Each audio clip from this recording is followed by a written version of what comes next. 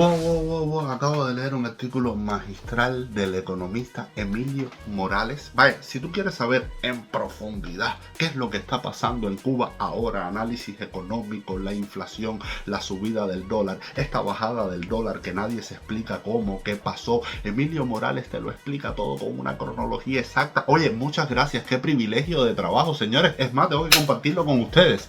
Dice, Gaesa y Díaz-Canel, máximos responsables de la inflación en Cuba. Vamos allá. No, qué clase de trabajo. Mira para acá. La caída del peso cubano frente al dólar experimentada en las últimas semanas denota la incapacidad del gobierno para revertir esta situación que ya se ha ido fuera de control.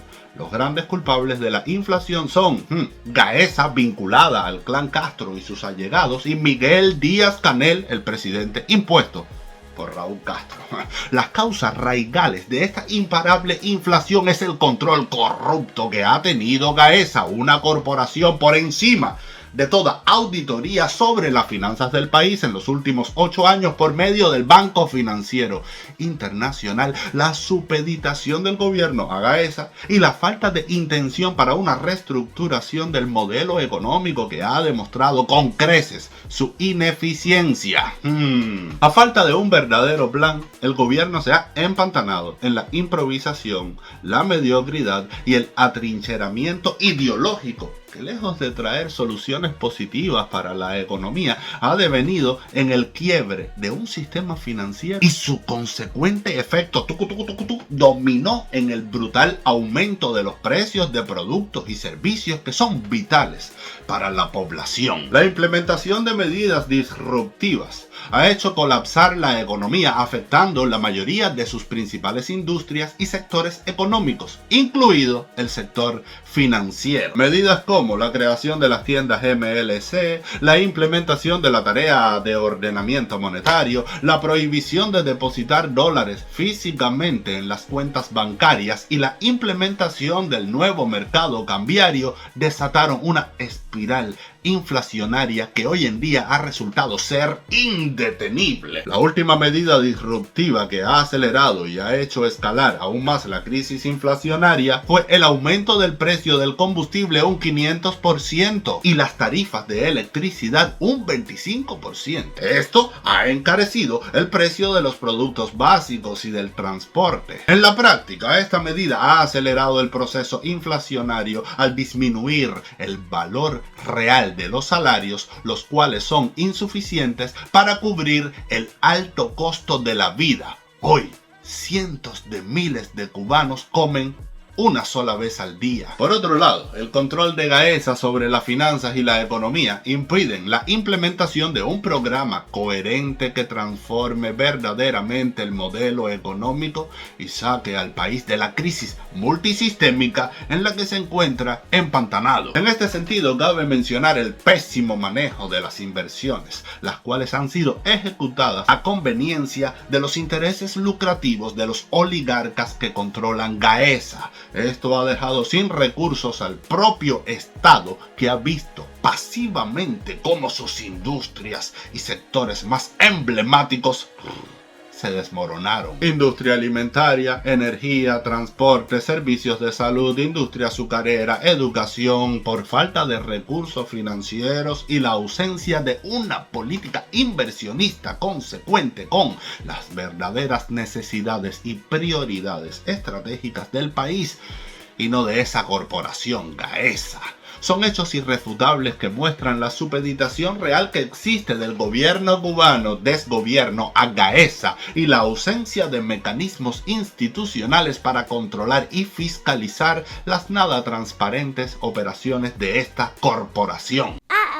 El modelo de continuidad de Díaz-Canel ha hecho colapsar el sistema financiero cubano. Cuando Miguel Díaz-Canel fue designado presidente del país en octubre de 2019, el dólar se cotizaba a 1 por 24. Actualmente, mayo de 2024, el dólar se cotiza a 1 por 395 pesos. Esto significa un aumento de 1.537.5%. Es obvio que la gestión del equipo de gobierno que dirige Díaz-Canel ha sido un gran fracaso. Para comenzar a describir la desastrosa gestión de Díaz-Canel y su equipo, hay que recordar el desastre causado por la tarea de ordenamiento monetario que se implementó para eliminar la dualidad monetaria y resultó ser una medida multiplicadora en la cantidad de monedas controlando la economía del país, el dólar, el euro, el MLC y el peso cubano. La tarea ordenamiento se convirtió en el tiro de gracia al cuentapropismo. Entre la subida de precios a los insumos, el tope de precios impuesto por el gobierno al sector no estatal, las altas multas y la demonización de los emprendedores en la prensa, se ponía en marcha la puesta en escena del asesinato del cuentapropismo. Todo quedaba listo para presenciar el entierro de la fuerza laboral de más rápido crecimiento y mejores resultados que tuvo el país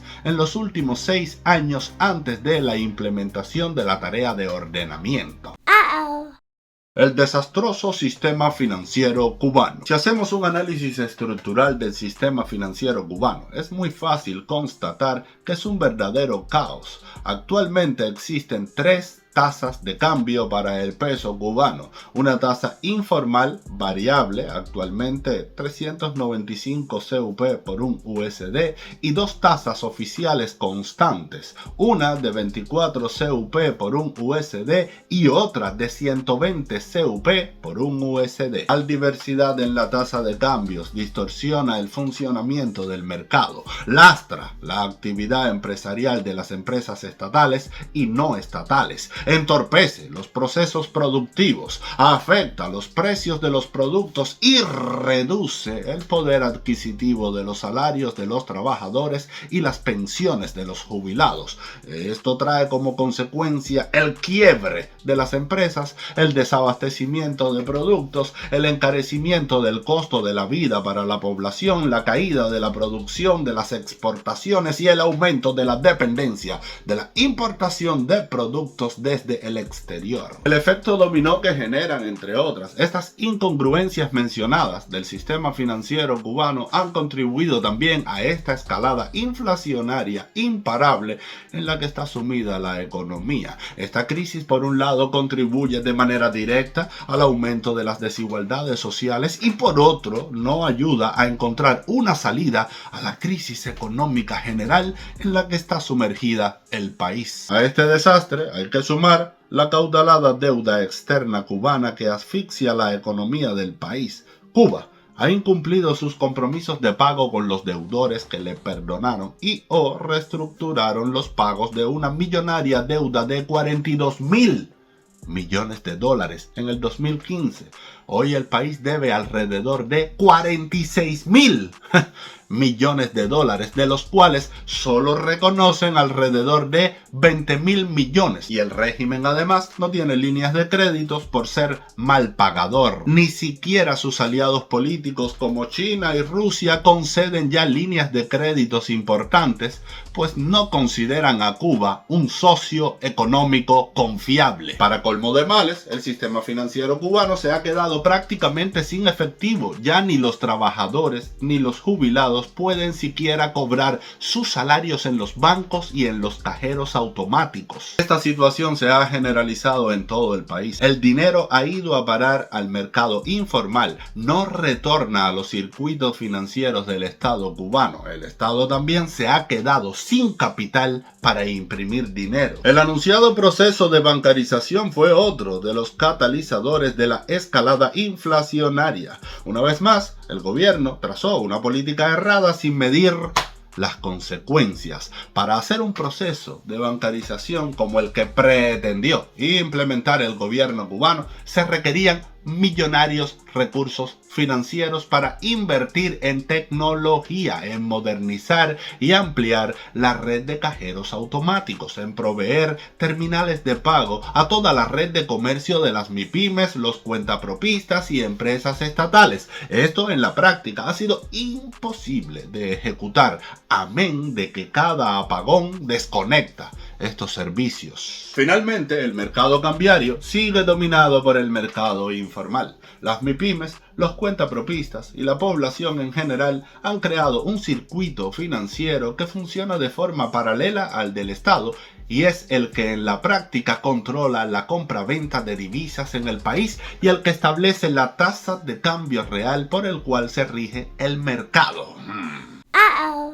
Cronología de la escalada inflacionaria. Para poder entender la situación en la que hoy se encuentra el país desde el punto de vista financiero y comprender cómo se ha llegado a esta crisis inflacionaria, se hace necesario hacer una reconstrucción de los factores y hechos que se han ido concatenando en los últimos 8 años y que ha resultado en esta crisis inflacionaria que hoy sacude al país y ha sumido en la pobreza a más del 80% de la población cubana. El control del Banco Financiero Internacional. Todo comenzó cuando Gaesa tomó control de las finanzas del país para su propia conveniencia. Para ello, en junio de 2016, en una oscura y no transparente operación, el Banco Central de Cuba cedía el Banco Financiero Internacional a la estructura empresarial de Gaesa. Oportunidades, pérdidas y una cadena de errores. Es importante destacar que con anterioridad en el 2015 el régimen cubano a raíz del deshielo logró limpiar la deuda externa cuando varios acreedores, incluidos el Club de París, le condonaron 42.000 millones de dólares y reestructuraron los pagos de alrededor 9.466 millones de dólares que quedaron por pagar. En abril de 2018, Díaz-Canel es designado presidente del país. Sin embargo, en su alocución como presidente expresó que Raúl Castro tomaría las decisiones de mayor trascendencia. De esta forma, quedaba marcada una línea roja de la que podía y no podía hacer Díaz-Canel aún siendo presidente de la nación. Para ese momento, 2018, la tasa de cambio en el mercado informal era de 1 USD por 24 CUP. ¡Ajá!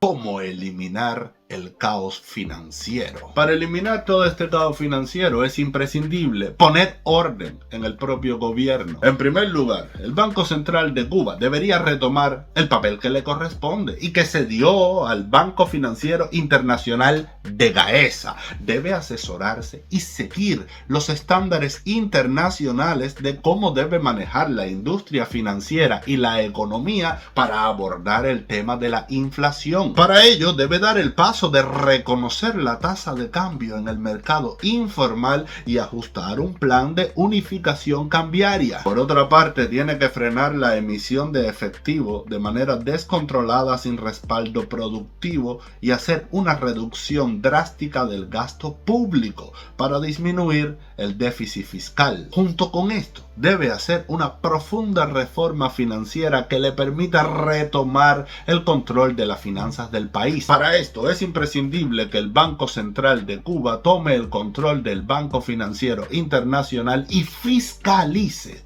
la actividad financiera y bancaria de Gaesa. De igual manera, el gobierno debe implementar una transformación del modelo económico que contemple una verdadera apertura hacia una economía de mercado con la liberalización incondicional de las fuerzas productivas. Tiene que reorientar de forma urgente las prioridades inversionistas en el país y poner los recursos en los sectores estratégicos que la economía necesita y garantizar que sean supervisados y fiscalizados por las instancias gubernamentales creadas para ello y no permitir que un grupo de oligarcas disponga de las finanzas del país a su libre albedrío y propias conveniencias. Tiene que dar pasos serios en permitir la inversión de los exiliados cubanos sin condiciones limitantes, crear un marco legal que apoye y estimule el desarrollo de una economía de libre mercado, donde, entre otras cosas, también se permita la banca privada.